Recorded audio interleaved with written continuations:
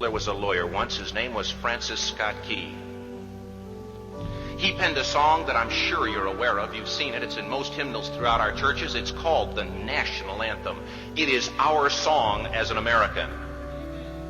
We go, however, to a ball game. We stand in our church services and we sing the words of that song, and they float over our minds and our lips, and we don't even realize what we're singing. Most of us have memorized it as a child, but we've never really thought about what it means. Let me tell you a story. Francis Scott Key was a lawyer in Baltimore.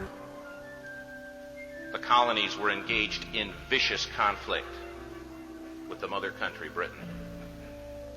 Because of this conflict and the protractedness of it, they had accumulated prisoners on both sides. The American colonies had prisoners and the British had prisoners. And the American government initiated a move. They went to the British and they said, let us negotiate for the release of these prisoners. They said, we want to send a man out to discuss this with you. They were holding the American prisoners in boats about 1,000 yards offshore. And they said, we want to send a man by the name of Francis Scott Key. He will come out and negotiate to see if we can make a mutual exchange. On the appointed day, in a rowboat, he went out to this boat and he negotiated with the British officials. And they reached a conclusion that men could be exchanged on a one-for-one basis.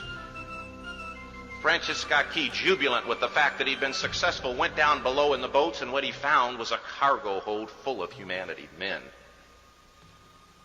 And he said, men, I've got news for you tonight. You're free. He said, tonight I have negotiated successfully your return to the colonies. He said, you'll be taken out of this boat, out of this filth, out of your chains. As he went back up on board to arrange for their passage to the shore, the admiral came and he said, we have a slight problem. He said, we will still honor our commitment to release these men, but it'll be merely academic after tonight. It won't matter. And Francis Scott Key said, what do you mean? He said, well, Mr. Key, he said, tonight we have laid an ultimatum upon the colonies. Your people will either capitulate and lay down the colors of that flag that you think so much of, or you see that fort right over there, Fort Henry? He said, we're going to remove it from the face of the earth. He said, how are you going to do that? He said, if you will, scan the horizon of the sea. And as he looked, he could see hundreds of little dots. And he said, that's the entire British war fleet. He said, all of the gunpowder, all of the armament is being called upon to demolish that fort. It will be here within striking distance in a matter of about 2.5 hours. He said, the war is over. These men would be free anyway. He said, you can't shell that fort. He said, that's a large fort. He said, it's full of women and children. He says, it's predominantly not a military fort. They said, don't worry about it. They said, we've left them a way out. And he said, what's that?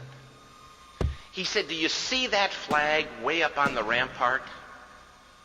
He said, we have told them that if they will lower that flag, the shelling will stop immediately. And we'll know that they've surrendered, and you'll now be under British rule.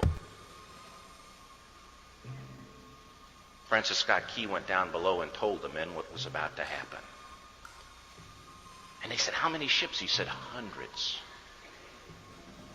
The ships got closer. Francis Scott Key went back up on top and he said, men, I'll shout down to you what's going on as we watch. As twilight began to fall, and as the haze hung over the ocean as it does at sunset, suddenly the British war fleet unleashed. He says the sound was deafening. There were so many guns that there were no reliefs. He said it was absolutely impossible to talk or hear. He said suddenly the sky, although dark, was suddenly lit. And he says from down below, all he could hear the men, the prisoners, saying was, tell us where the flag is. What have they done with the flag? Is the flag still flying over the rampart? Tell us. 1 hour, 2 hours, 3 hours into the shelling, every time the bomb would explode and it would be close to the flag, they could see the flag in the illuminated red glare of that bomb, and Francis Scott Key would report down to the men below, it's still up. It's not down. The admiral came and he said, your people are insane. He said, what's the matter with them? He said, don't they understand this is an impossible situation?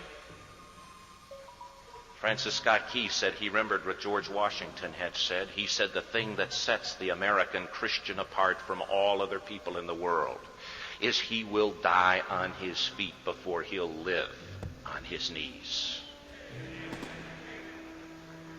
The admiral said, we have now instructed all of the guns to focus on the rampart to take that flag down. He said, we don't understand something. Our reconnaissance tells us that that flag has been hit directly again and again and again, and yet it's still flying. We don't understand that. But he said, now we're about to bring every gun for the next 3 hours to bear on that point. Francis Scott Key said the barrage was unmerciful. All that he could hear was the men down below praying. The prayer, God, keep that flag flying where we last saw it. Sunrise came. He said there was a heavy mist hanging over the land, but the rampart was tall enough. There stood the flag, completely nondescript, in shreds. The flagpole itself was at a crazy angle, the flag was still at the top.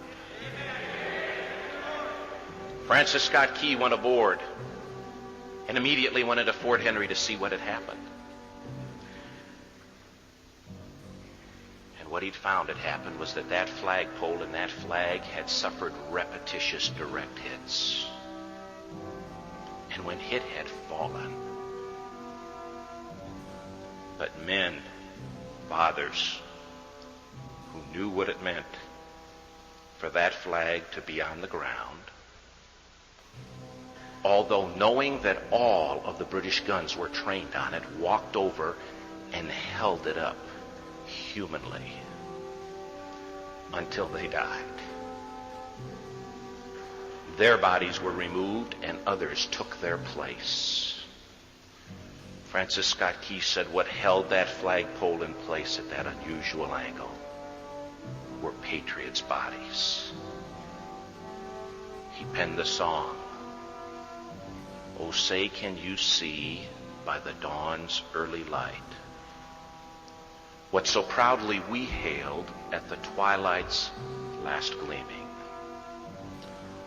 or the rocket's red glare, the bombs bursting in air, gave proof through the night that the flag was still there. Oh, say, does that star-spangled banner yet fly and wave o'er the land of the free and the home of the brave?" The debt was demanded. The price, it was paid.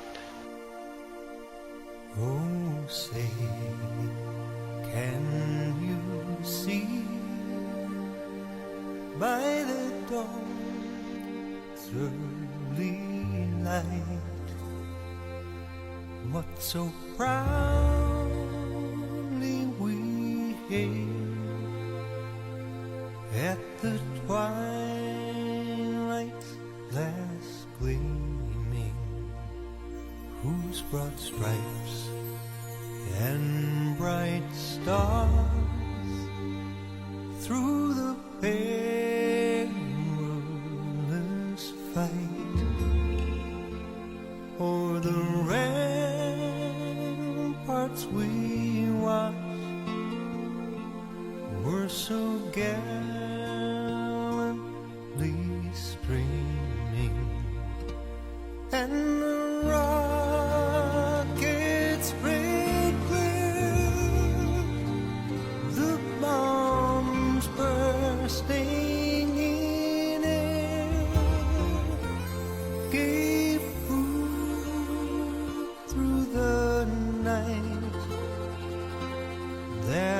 flag was still there. Oh, say, does that star-spangled